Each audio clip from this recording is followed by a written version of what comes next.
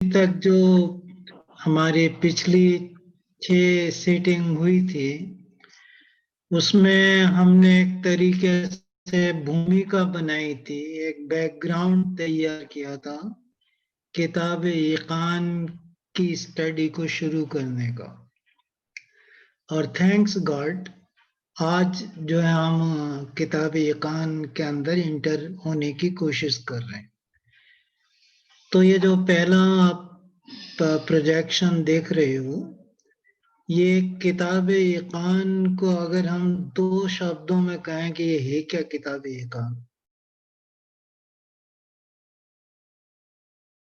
Icahn is the unprecedented expansion of the 2 words how, no।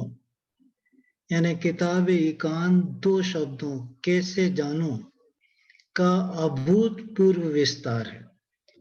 यानी ये जो 2 शब्द हैं कैसे जानूं में बहुत सारी चीजें आ सकती है। जैसे मैं क्या हूं, हम क्या हैं, ये जानना, ये भी कैसे जानूं। मेरा सृजनकर्ता कौन है, इसे कैसे जानूं। उसके बाद मेरे जीवन का उद्देश्य क्या है, इसे कैसे जानूं। मेरे युग के अंदर जो आध्यात्मिक शिक्षाएं हैं वो क्या हैं, उसे कैसे जानूं। और इन आध्यात्मिक शिक्षाओं को लाया कौन है, वो अवतार कौन है जो मेरे समय में आया है, इसे कैसे जानूं। तो किताब इकान इन सारे प्रश्नों के उत्तर धीरे धीरे करके हमको देगी। तो सिर्फ 2 शब्दों में कहें कि इकान क्या है, तो हम कह सकते हैं कि ये उन सारे प्रश्नों का उत्तर देती है जो हम पूछते हैं कि कैसे जानूं। तो कैसे जानूं को वो बताती है कि ऐसे जानो। ये किताब इकान है। अब किताब इकान के अंदर जो ईश्वर है, दूसरी जो स्लाइड आएगी उसके अंदर हम देखेंगे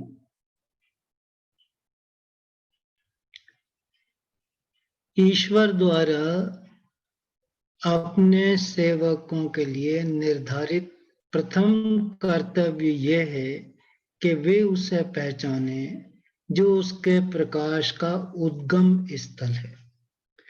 ये किताब अक़दस का जो पहला पैराग्राफ है, जहां से किताब अक़दस शुरू होती है, उसके अंदर ये पहली ड्यूटी है। कैसे जानूं में जो आपको बहुत सारी बातें बताई थी कि हम क्या हैं, कैसे जाने, हमारे समय की शिक्षाएं क्या है, कैसे जाने, हमारे जीवन का उद्देश्य क्या है, कैसे जाने।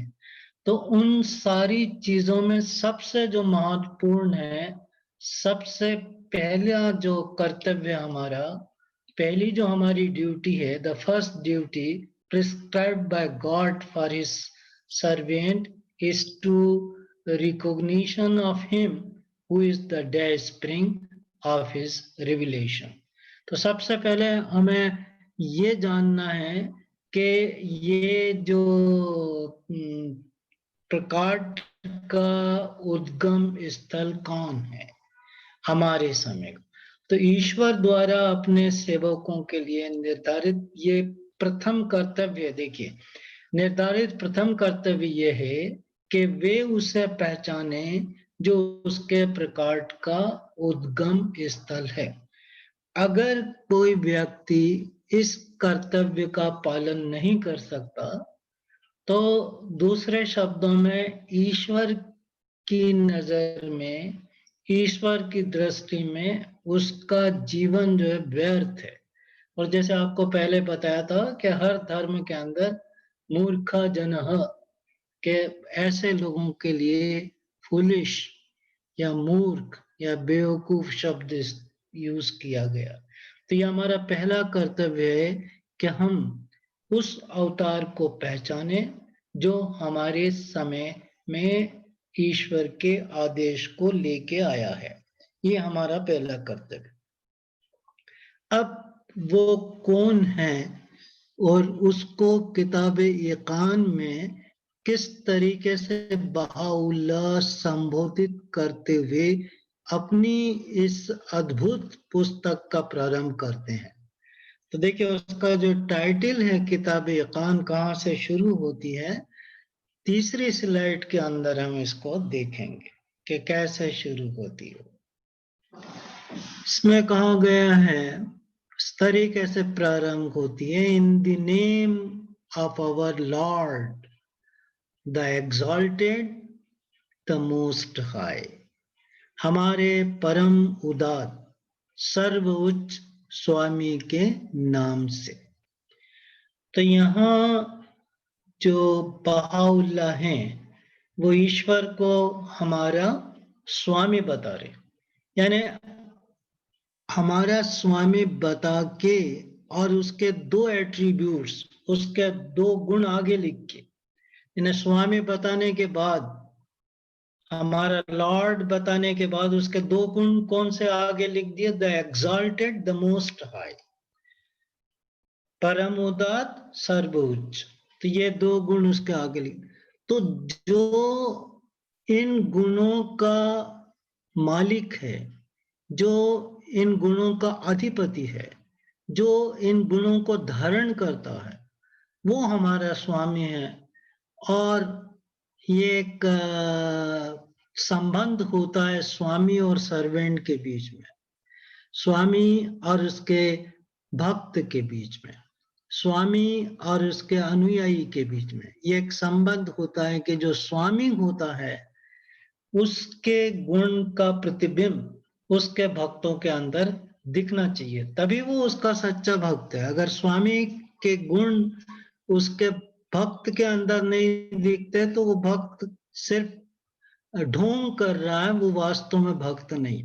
तो अगर हम ईश्वर के भक्त हैं, ईश्वर के जो है बंदे हैं, उसकी प्रजा हैं हम, वो हमारा सब कुछ है, वो हमारा लॉर्ड है, तो उसके ये जो गुण हैं वो भी हमारे अंदर दिखाई देना चाहिए। और ये गुण हम में कैसे आते हैं, कहाँ पे दिखते हैं, बाउल्लाह क्या कहते हैं, इसको जो है हम अगले प्रोजेक्शन के अंदर समझने की कोशिश करेंगे। तो यहाँ पहले जो अगला प्रोजेक्शन है इसमें शुरुआत जहां से की हम, ये बाइबल के अंदर जेनेसिस करके, उसका पहले ही ओल्ड टेस्टामेंट की पहली एक पुस्तक है जेनेसिस। उस जेनेसिस के पहले अध्याय के 27 नंबर के श्लोक के अंदर कहा गया है, तब ईश्वर ने मनुष्य को अपने स्वरूप के अनुसार उत्पन्न किया। So God created man in his own image. तो बहुत इम्पॉर्टेंट सेंटेंस है और बहुतों को ये याद भी होगा। इसी बात को बहाउल्लाह जो अरबी का निगुण वचन है उसके अंदर इस तरीके से कहते हैं, ताकि तू मुझे अपने भीतर खड़ा देख सके। यानी बहाउल्लाह निगुण वचन में कह रहे हैं कि मैं तेरे भीतर हूं, पर तू देख, तो देखने की कोशिश कर, तो मैं तेरे भीतर हूं। क्योंकि मैंने ही तुझे अपनी इमेज में बनाया है, तो जो मेरे गुण हैं वो तेरे अंदर हैं, भले से उतने नहीं हैं, वो सर्व महान है, वो सर्व दयालु है, तो हम उतने दयालु तो नहीं है, लेकिन लेसर एक्सटेंट तक, उससे थोड़े कम स्तर तक दयालुता तो मनुष्य के अंदर है। तो उसके जो गुण हैं वो उसमें हाईएस्ट है, बिल्कुल जो जो परम सीमा हो सकती है वो उसको छूता है। हम निचले स्तर पर हैं, पर हैं तो हम में ईश्वर के वो सारे गुण। तो वो हमसे कह रहे हैं निगुण वचन के अंदर बहाउल्लाह कि झांक तो अपने अंदर, तो देख तो अपने अंदर कि मैं तेरे अंदर खड़ा हूं। तो that thou mayest find me standing within thee. तो ये निगुण वचन है जिसमें वो बहाउल्लाह हमसे कह रहे हैं कि मैं तेरे अंदर खड़ा हूं, और मैंने तुझे क्यों बनाया है। इससे आगे वाली स्लाइड के अंदर हम इसको देखेंगे कि मेरे बनाने का कारण क्या, किस स्टेज को मैं तेरे लिए चाहता हूं, क्या मैं तुझे देखना चाहता हूं, क्यों मैंने तुझे बनाया और क्या बनाया। तो ये अगेन जो आरबी का निगुण वचन है 13 नंबर का, उसमें कहते हैं कि मैंने तुझे श्रेष्ठ बनाया, यानी मनुष्य को सारे संसार के अंदर सबसे ऊंचा दर्जा दिया गया, इसलिए उसको कहते हैं अशरफुल मखलूकात, यानी जितनी भी सर्जित वस्तुएं हैं उन सब में सबसे हाईएस्ट स्तर पे अगर कोई स्थित है तो वो मनुष्य है, क्योंकि उसको ईश्वर के बहुत सारे वरदान हैं और सबसे बड़ा वरदान यह है कि उसके बहुत सारे गुण उसने उसमें सम्मोहित कर दिए। तो नोबल आई मेड दी, मैंने जो है तुझे नोबेल बनाया। फिर उससे आगे वो अगले वाले निगुण वचन में कहते हैं दाउ आर्ट माय ग्लोरी, कि तू मेरी महिमा है, यानी जो ईश्वर के अंदर प्रकाश है। इसको दूसरे शब्दों में हम उर्दू में बोलते हैं तू मेरा नूर है, कि मतलब जो इंसान है, जो मनुष्य है, वो ईश्वर की महिमा है, उसका प्रकाश है, उसका प्रताप है। तो इस रूप में बनाया और हमको जो है सर्वश्रेष्ठ बनाया, ये एट्रीब्यूट उसने दिए।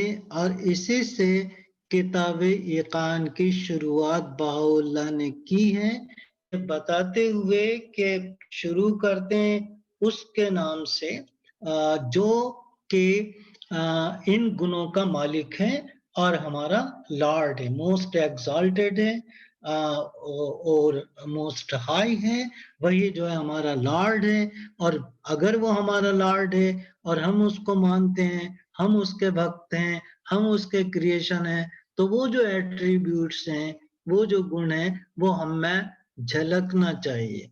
किताब-ए-इकान हमें धीरे-धीरे यही समझाती है कि किस तरीके से हम इन गुणों को अचीव कर सकते हैं। इससे अगले वाली जो स्लाइड है वो प्रिंट्स हैं जो किताब-ए-इकान के पहले पैराग्राफ से हैं।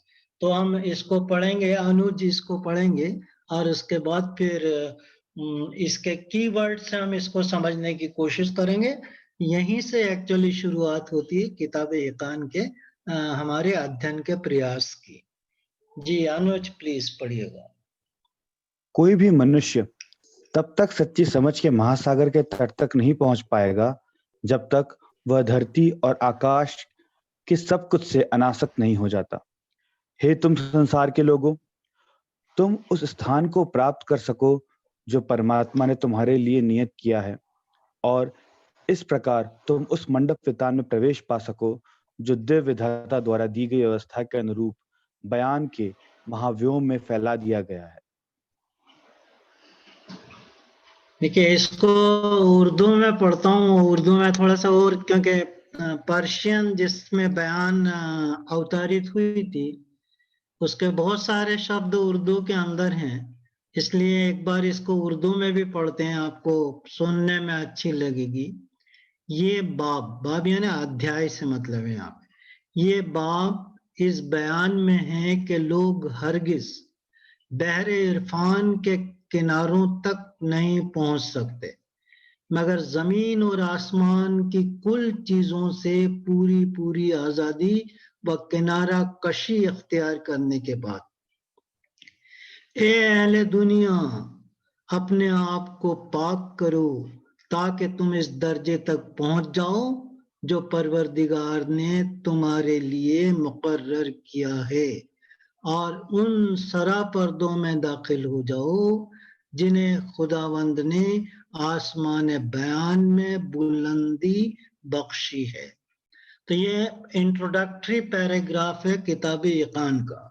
उसके बाद पैराग्राफ नंबर 1 शुरू होता है। जैसे कि मैंने आपको पिछली बार बताया था कि हम जो भी पैराग्राफ पढ़ेंगे, जहाँ से भी किताब-ए-इकान में पढ़ेंगे, हम जो खास शब्द हैं जिनको हम कीवर्ड्स बोलेंगे या जो प्रमुख शब्द हैं उनको हम इनलिस्टेड कर लेंगे और उसके बाद फिर उन शब्दों को समझने की कोशिश करेंगे। पर मित्रों ये ध्यान रहे कि जो कीवर्ड्स हैं ये अपनी समझ से मैंने बनाए, पर इसका अर्थ यह नहीं है कि यही फाइनल है और इसके आगे और कोई कीवर्ड्स नहीं हो सकते। ये आपके अध्ययन पे है, आपके नॉलेज के बेस पर आप इसको घटा भी सकते हो, आप इसको जो है बढ़ा भी सकते हो। तो ये फाइनल नहीं है, कोई ऑथेंटिक नहीं है। सिर्फ ये प्रयास है कि जो पैराग्राफ हैं उसको समझने में हमारे लिए आसानी हो जाए, इसलिए जो है हमने कीवर्ड्स छाटे हैं।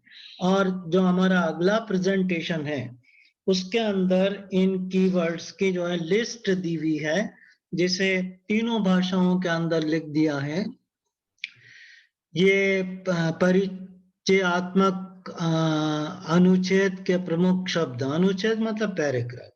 तो जो पैराग्राफ अभी अनुज ने पढ़ा था, इंट्रोडक्टरी पैराग्राफ, उसके अंदर जो परिचयात्मक यानी जो कीवर्ड्स हैं, जो प्रमुख शब्द हैं जिनसे हमें को समझना जरूरी है, उसको जो है यहाँ पे तीनों लैंग्वेज के अंदर बता दिया। और ये मेरी समझ से इसके अंदर जो पैराग्राफ अभी अनुज ने पढ़ा उसके अंदर 7 कीवर्ड्स हैं। पहला जो कीवर्ड है वो सच्ची समझ का महासागर, उसके बाद फिर तटों तक, उसके बाद फिर अनासक्त, फिर आत्मा को पवित्र करना, नियत स्थान, मंडप विधान और बयान का महाव्यूह। ये शब्द हैं जो हिंदी के अंदर है। अगर इसको इंग्लिश के अंदर देखेंगे तो इसमें सी ऑफ ट्रू अंडरस्टैंडिंग या ओशन ऑफ ट्रू अंडरस्टैंडिंग, फिर अटेंड द शूज, डिटैचमेंट, फिर sanctify your spirit, distant station, tabernacle और परमानेंट ऑफ बयान। पर्शियन उर्दू मिलती जुलती है, उसमें देखेंगे तो पहला होगा बहरे इरफान, किनारों तक, फिर उसके बाद किनारा कशी, डिटैचमेंट, खुद को पाक करना, आत्मा को पवित्र बनाना, मुकर्रर मुकाम, नियत स्थान। देन उसके बाद मंडप वितान या टैबरनेकल, उसको खैमा बोलते हैं, टेंट। और उसके बाद फिर बयान का विहोम, तो आसमाने बयान। तो ये 7 शब्द हैं। अब इसमें से हम एक एक को समझने की कोशिश करते हैं। अब पहला शब्द हम लेंगे सच्ची समझ का महासागर। कि सच्ची समझ का महासागर क्या है? तो देखिए, जो सच्ची समझ का महासागर है वो ज्ञान है जो ईश्वरीय अवतार अपने साथ लेके आते हैं। इसको बहरे इरफान बोलते हैं। इरफान मतलब आप जिसकी तरफ अप्रोच कर सको, आप जिसको प्राप्त करने की कोशिश कर सको, जो आपको मिल जाए, जिसको आप समझ सको, उसको बोलते हैं इरफान करना। कि हमने जो इसको समझ लिया, इसकी हमने अंडरस्टैंडिंग कर ली। तो ये जो सच्ची समझ का महासागर है वो एक्चुअली ईश्वर के द्वारा लाया गया उसका विधान है, उसका ज्ञान है, उसकी शिक्षा है। अब इसी को अगर हम देखना चाहें तो ये शब्द जो है बहाउल्लाह ने कई जगह अपनी राइटिंग के लिए उपयोग में लिया है, जहां वो अपनी राइटिंग को महासागर से संज्ञा देते हैं, महासागर से उसको कंपेयर करते हैं। अगर हम किताब अक़दस के दूसरे श्लोक को देखें तो उस दूसरे श्लोक के अंदर, हिंदी में मैं पढ़ रहा हूं, उसमें कहा दिव्य विवेक, दिव्य विवेक और दिव्य वाणी के सागर सर्व दयालु की शीतल हवा से तरंगित हो रहे हैं। हे ज्ञान विवेक, हे ज्ञान विवेक की लोगों शीघ्रता करो और जी भर कर पान करो। उर्दू में है खुदाई हिकमत और मलकूती बयान के समंदर, खुदाए रहमान की बाद नसीम के नफहात के सबब मोजज़न हैं। ए साहिबान फहम जल्दी करो और सैर होकर पियो।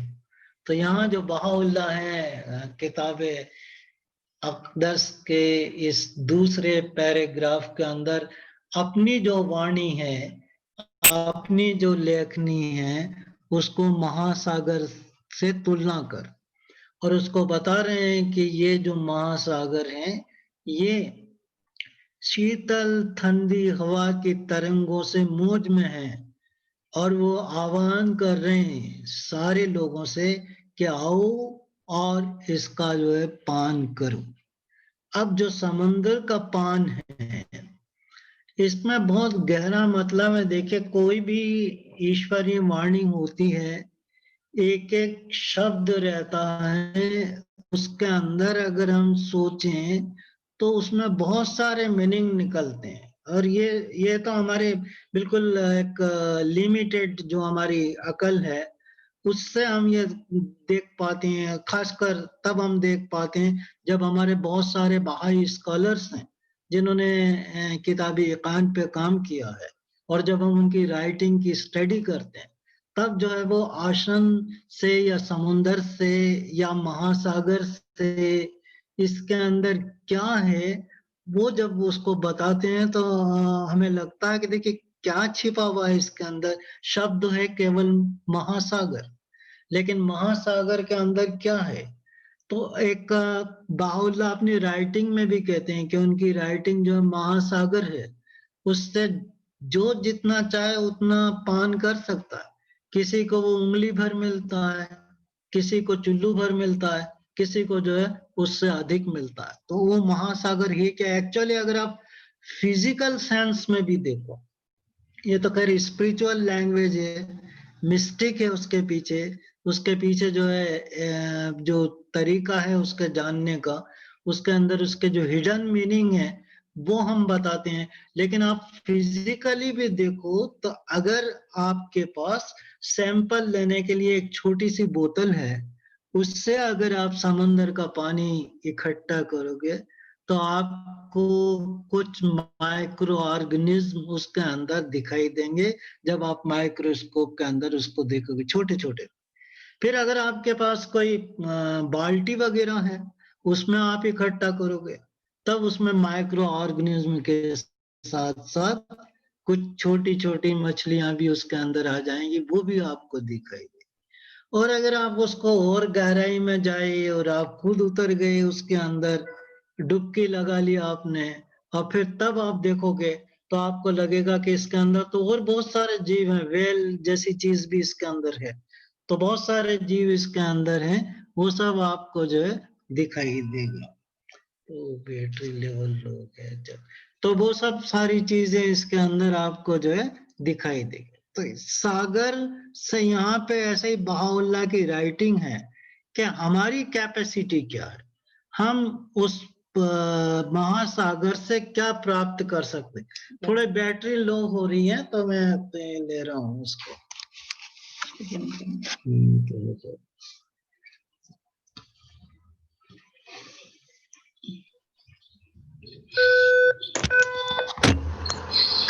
उसमें हर एक की कैपेसिटी के अनुसार सारी चीजें मिली, सब चीज जो उसके अंदर आपको मिल जाएगी।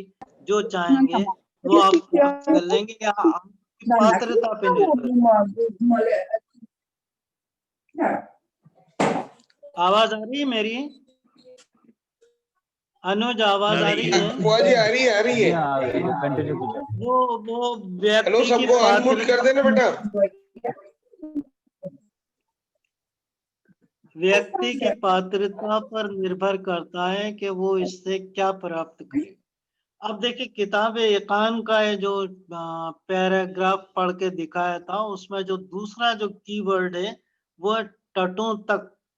हिंदी में उसको ट्रांसलेट किया तो तट लिख दिया, लेकिन जब इसको इंग्लिश में गार्डियन ने ट्रांसलेट किया तो प्लूरल वर्ड यूज किया, अटेंड द शोर्स, मतलब शोर वर्ड एक किनारा नहीं, किनारों। इसको पर्शियन के अंदर भी, उर्दू के अंदर भी किनारों जो है ये किया गया। तो आश्चर्य की बात ये, मैंने अभी जैसा आपको बताया कि जब भी कोई शब्द यूज होता है तो उसको गहराई से सोचो तो उसके बहुत सारे मीनिंग होते हैं। दिखने में तो हमको ये लगता है कि एक समुद्र है, उसका एक ही किनारा होगा। फिर ये किनारों शब्द जो है, तटों शब्द जो है, आना चाहिए था तटों शब्द, तट लिख दिया है गलती से, तो वो तटों शब्द जो है क्यों आया, शोर्स क्यों आया, प्लूरल शब्द जो है क्यों यूज किया, बहुवचन क्यों यूज किया। तो उसका मतलब ये है, बहाउल्लाह यहाँ ये बताना चाहते हैं, ये देखिए हमारे धर्म का एक मुख्य सिद्धांत है। बहाउल्लाह हमें ये बताना चाहते हैं कि जैसे उनकी राइटिंग का महासागर विशाल है, एक समुंदर की तरह वो विशाल महासागर है, उस तरीके से उसका कोई किनारा भी एक नहीं है। जितना विशाल राइटिंग का वो महासागर है, उतना ही बड़ा, उतना ही फैला हुआ, उतना ही विशाल उसका किनारा है। तो अब ऐसे विशाल किनारे के लिए सिंगुलर की जगह प्लूरल वर्ड यूज किया, क्योंकि इतना विशाल किनारा है तो लोग अलग अलग जगह से आएंगे, सब एक किसी पॉइंट से नहीं आएगा। कोई दक्षिण से आएगा, कोई पश्चिम से आएगा, कोई कहीं से, कोई कहीं से। तो ये बहाउल्लाह एक इंडिकेशन दे रहे हैं कि जब मेरी ओर लोग आएंगे तो वो हर तरीके के लोग आएंगे। कभी किसी का बैकग्राउंड किसी और फैथ से होगा, किसी का किसी और से होगा, कोई का लेवल क्या होगा समझ का, किसी का लेवल क्या होगा। तो हर तरीके लोग उसमें, ज्ञानी ध्यानी भी होंगे, कम पढ़े लिखे भी होंगे, अलग अलग बैकग्राउंड के लोग भी होंगे। वो सब अलग अलग दिशाओं से आएंगे, और जब वो अलग अलग दिशाओं से आएंगे तब उसके लिए बहाउल्लाह ने जो शब्द यूज किया वो प्लूरल शब्द यूज किया कि किनारों से, इस महासागर के किनारे। तो ये महासागर के किनारे। उसके बाद फिर जो तीसरा शब्द है जिसको हमें समझना है, वो डिटेचमेंट या अनासक्त होना। तो अनासक्त होना क्या है, हिंदी में इसको बोलेंगे वैराग। तो वैराग क्या है, अनासक्त होना क्या। तो देखिए, अनासक्त का मतलब ये नहीं होता कि आपके पास जो कुछ है सबको आप त्याग दीजिए और केवल ईश्वर किसे अपना ध्यान लगा लीजिए, सन्यासी बन जाइए। ये हमारा धर्म कभी हमको नहीं सिखाता, हमें सन्यासी बनने के लिए नहीं कहता। हमारे अनुसार डिटैचमेंट वो है जो हमें अपने फेथ की सेवा करने से रोकता है। आपको कोर एक्टिविटी से अगर कोई चीज रोकती है, चाहे भले से वो आपकी सर्विस हो, आपका बिजनेस हो, आपका अहंकार हो, आपकी पोजीशन हो, तो इन सब को छोड़ना ये डिटैचमेंट है। पैसे को छोड़ देना, अच्छे कपड़े पहनना छोड़ देना, ये हमारी फेथ के अनुसार डिटैचमेंट नहीं। रहना चाहिए सिंपल, खाना चाहिए सिंपल, लेकिन जितनी जरूरत हो बस उतना ही, उससे ज्यादा नहीं। अगर आप छोटी चीज से काम चला सकते हो तो बड़ी चीज आप नहीं लो, ये भी डिटैचमेंट के अंदर आता है। आप फंड में पैसा देते हो, जो आपको हर्ट करे उतनी अगर आप रकम देते हो तो ये भी डिटैचमेंट। तो कई तरीके से डिटैचमेंट होता है, और डिटैचमेंट के बिना आपकी ना तो आत्म उन्नति हो सकती है, ना आप उस उद्देश्य को प्राप्त कर सकती हो जिसके लिए आपका सृजन किया गया, जिसके लिए आप जो है सृजित किए गए। एक उदाहरण आपको देखता हूं श्रीमद् भगवत गीता से। आप सब जानते हैं कि श्रीमद् भगवत गीता वो ग्रंथ है जो युद्ध के समय भगवान श्री कृष्ण ने अर्जुन को कहा था। जो बात उन्होंने अर्जुन को बताई थी वही जो है श्रीमद् भगवत गीता है। अब अगर आप उसको पढ़ें कि अर्जुन कौन है और उसका शाब्दिक अर्थ क्या है अर्जुन का, तो अर्जुन का शाब्दिक अर्थ ही जो है डिटैचमेंट है। जब तक अर्जुन अटैच था वो अपने रिश्तेदारों से जो उस युद्ध के मैदान में डटे हुए थे, तब तक उसको लग रहा था कि मैं इनको कैसे मार सकता हूँ, इसमें मेरे गुरु भी हैं और मेरे रिलेटिव भी हैं। तब भगवान श्री कृष्ण ने उससे कहा था कि ये तो सब मरे हुए लोग हैं, इससे अपने आप को डिटेच कर ले, अनासक्त हो जा और अपने उस गोल पे दृष्टि रख जो तुझे दिया गया है। और वो गोल क्या था? ईश्वर की तरफ बढ़ना। तो ईश्वर की तरफ बढ़ने के लिए ये जरूरी है कि तू इन रिश्तेदारों से, इन भौतिक चीजों से डिटेच हो जा और फिर मेरी बात को सुन। तो जब अर्जुन ने भगवान श्री कृष्ण को समर्पित किया, तो अर्जुन शब्द का मतलब ही डिटेचमेंट होता है। तो जब वो डिटेच हो गए अर्जुन, तब जो है भगवान श्री कृष्ण की बात उनके समझ में आने लगी। तो ये जो है डिटेचमेंट का एक तरीका है जिसके अंदर हमें जो कुछ है वो उसको छोड़ना पड़ता। तो इसको जो हम डिटेचमेंट कहते हैं। उसके बाद फिर अगला जो हमारा वो है वह आत्मा को पवित्र करना, सैंक्टिफाई योर स्पिरिट। तो आत्मा को पवित्र हम कैसे करेंगे? तो आत्मा को पवित्र करने के लिए हमारे पास जो उपाय है वो ये है कि हम सुबह और शाम को पवित्र ग्रंथ का पाठ करें। क्या पाठ करने से, पढ़ लेने से ये हमें मिल जाएगा, हमारी आत्म उन्नति हो जाएगी। जितना पढ़ना जरूरी है उतना ज्यादा ये भी जरूरी है कि हम उस पर चिंतन और मनन करें। केवल हमने पढ़ लिया, उस पर सोचा नहीं, चिंतन मनन नहीं किया, तो जो है हमारी आत्म उन्नति नहीं होगी। और बहाउल्लाह अपने निगुण वचन में ये कहते हैं कि अपने अगले दिन को पिछले दिन से ज्यादा अच्छा बनाओ। ये प्रयत्न हम करते रहे। वाक्य 3 शब्दों का है, अपने अगले दिन को पिछले दिन से अच्छा बनाओ। तो अगर हम ये प्रयत्न करते रहे तो धीरे धीरे हम आत्म उन्नति की तरफ बढ़ते हैं। तो इस तरीके से जो है हमें आत्म उन्नति प्राप्त होती है। तो वो जो है एक साधन है आत्म उन्नति का। और यही बात जो गीता के अंदर भी कही गई है, वो अर्जुन को जब समझाते हैं तो यही कहते हैं कि उसकी आत्म उन्नति कैसे हो सकती। तो एक तो डिटैचमेंट है और उसके बाद फिर दूसरी चीज जो है ईश्वर की ओर बढ़ना, केवल उसी पे अपना ध्यान केंद्रित करना, ये जो है जरूरी होता है। उसके बाद फिर नियत स्थान क्या है, जो 5वीं टर्म इसके अंदर आई है, नियत स्थान क्या है, हमारा जो डिस्टेंट स्टेशन क्या है, वो कौन सी जगह है जहां पे हमें जाना है। तो नियत स्थान के बारे में अगर हम हिडन बर्ड्स को देखेंगे, अरबी का हिडन बर्ड्स है 61 नंबर का, तो उसमें बहाउल्लाह कहते हैं कि मेरे महालोक की ओर बढ़, मेरे महालोक की ओर बढ़, ताकि तू पुनर्मिलन के आनंद की प्राप्ति का भागी बने। तो हमारा जो जो नियत स्थान है जहां हमें जाना है वो कौन सा है? ईश्वर का महालोक है। और उस ईश्वर के महालोक में जब हम पहुंचेंगे तब जो है हमें ईश्वर का सानिध्य प्राप्त होगा। यदि जो है हम अच्छा काम करके जाते हैं, वो अच्छे काम में सबसे अच्छा काम तो ईश्वरीय अवतार को स्वीकार करना, फिर उसकी शिक्षा पे चलना, फिर अपनी आत्म उन्नति करना, ये सब हम करके जाते हैं तो जल्दी से जल्दी हमें ईश्वर से पुनर्मिलन का मौका मिलेगा और यही वास्तव में हमारा सच्चा आनंद होगा। तो ये हमारा नियत स्थान।